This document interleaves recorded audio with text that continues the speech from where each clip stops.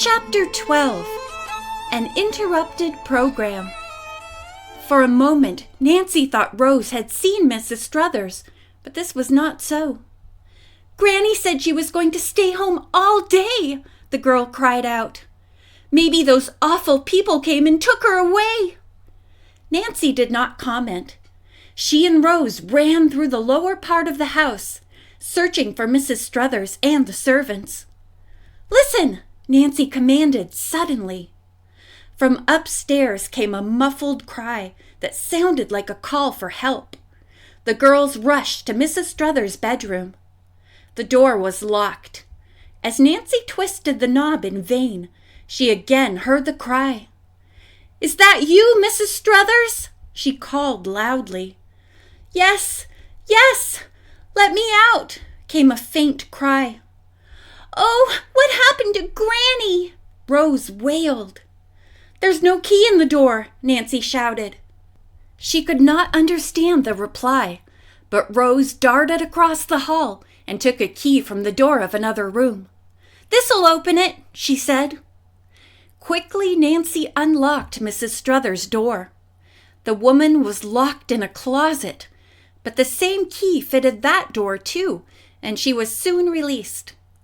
Clad in a blue robe, her hair untidy, she stumbled out. Nancy helped her to the bed. "Have they gone?" Mrs. Struthers asked wildly. "The burglars? Yes. Perhaps you'd better not talk now," Nancy suggested, seeing how white and nervous the woman was. I'm all right, but what a fright," Mrs. Struthers said. "Did they take much?" Rose spoke up. "A lot of the dolls. Oh, Granny, why did the thieves lock you up?" "So I couldn't call the police, I guess." "Where is Mrs. Carroll?" Nancy asked. "Everyone has gone away. I see it all now. It was a trick. First, someone called to say Mrs. Carroll was wanted at the home of a sick relative. Her husband drove her there, and the burglars must have been aware that Rose was not here." "Did you see the robbers, Mrs. Struthers?" Nancy asked. "Only one, but from their voices I know they were two men." "Please tell me exactly what happened." "I was in my room taking a nap when I heard footsteps in the hall. At first I thought Mrs. Carroll had come back. Then I got up to make certain. Before I knew what was happening, a man wearing a mask entered and locked me in the closet. It was dreadful." "How long were you in the closet, Granny?" Rose asked, still frightened. "Easily a half-hour. I'd have smothered if it hadn't been for the opening over the door." "Then the burglars haven't been gone long," Nancy surmised. "Let's see what's been stolen," she suggested. Mrs. Struthers took a hasty inventory as they went from room to room. Silverware and jewelry had been taken. What upset her most, however, was the discovery that all the gems had been removed from the cover of the treasured family album. When Mrs. Struthers saw the doll cabinet, she cried out in distress. After a quick count, the collector estimated that at least 20 of her most valuable dolls were gone. "My mommy's doll is missing!" Rose cried angrily.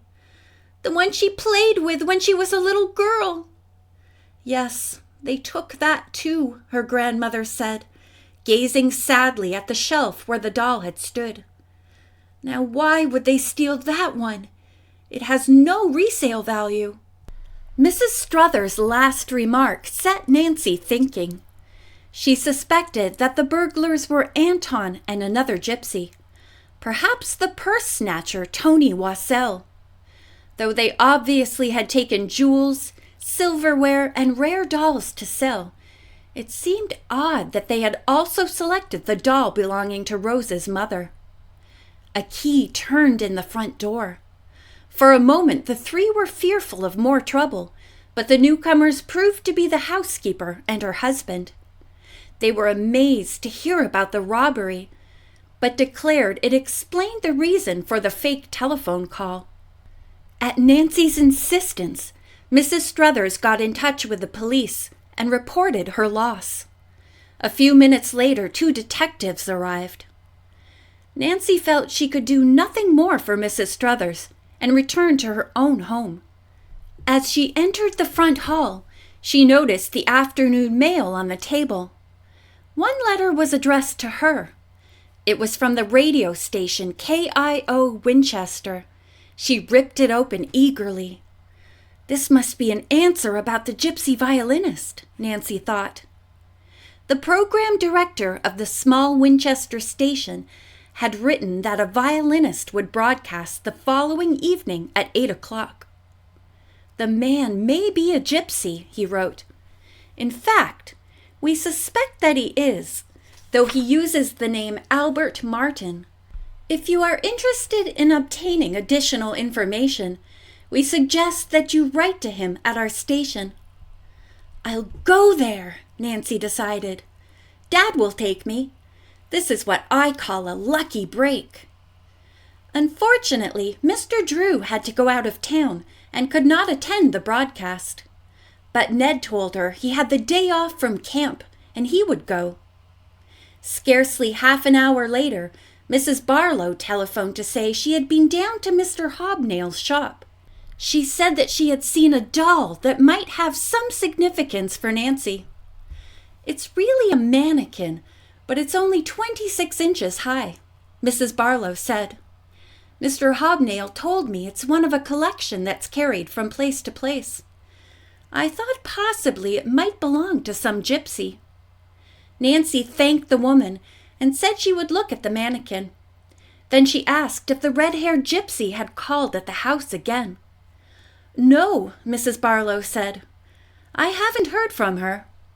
She also told Nancy that Mr. Hobnail was to be in his shop late that evening, so Nancy asked Ned to stop there with her on the way to Winchester. When they reached the toy shop and Nancy told Mr. Hobnail what she had come to see, he led the way to the rear of the shop. There's the mannequin. He pointed to a doll about 2 feet high, dressed as a bridesmaid. She wore a pale blue gown with a bouffant tulle skirt and a large picture hat. Though intrigued by the doll, Nancy felt sure she was too typically American to belong to gypsies. She looks almost real, Nancy said. Where did you get her, Mr. Hobnail? A young man brought her in to have one of the arms repaired. He said there's a whole set of these dolls dressed like a wedding party. The bride, the groom, and the whole works. He's a salesman for some dress manufacturer, I believe, Mr. Hobnail went on. Goes around exhibiting his lady dolls. They're to be shown at Taylor's department store in River Heights in a couple of days, if you want to see them.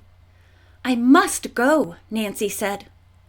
Secretly, she was disappointed that the mannequin had no connection with her own quest. Ned reminded her that time was slipping away, so they left at once. We'll have to step on it to get to Winchester by 8, Ned said, looking at the car clock. It'll be my own fault if we don't get to the broadcast in time, Nancy remarked. But I hope we can make it. Ned drove as fast as the law allowed. It was just 8 o'clock when the young people reached the KIO building. Nancy was afraid they would not be permitted to watch the broadcast, as the program was already on the air. But a young woman at a desk directed them to a small room with a large window, through which they could look down into the studio where Mr. Martin, the violinist, was playing. To Nancy's surprise, she and Ned were his only audience. That violinist does look like a gypsy, Nancy thought, as they seated themselves. But he's not Romano. She decided to speak to him later, nevertheless, and ask him if he knew Rose's father.